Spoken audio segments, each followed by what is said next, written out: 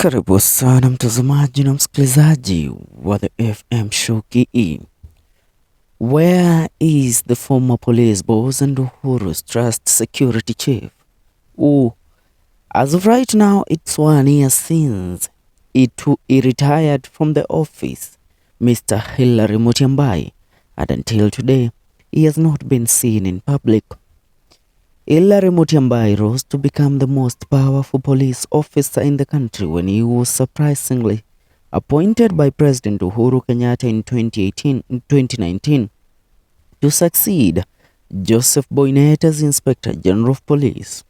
Boasting over 30 years of experience at the time of his appointment, Mutyambai was a senior director at the National Intelligence Service (NIS).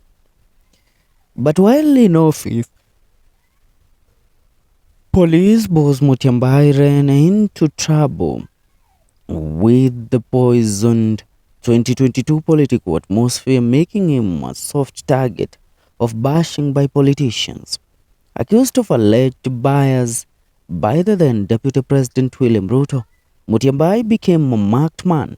To many, Mutyambai would be pushed out of office if Ruto won the presidency. And true to that prophecy, the former police chief found himself out of the government just 2 weeks after the new president took over the reign of power.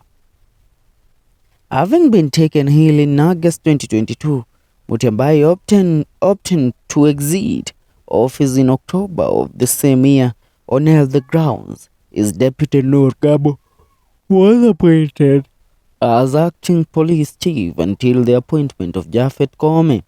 Over 1 year later, after leaving the office, the former police chief remains missing in action.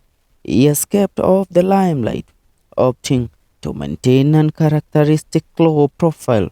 Where is he and where is he up to, and what is he up to? The former police boss, Mr. Hilary Mutyambai. That's it for now. Go ahead and subscribe. This is FM Show KE.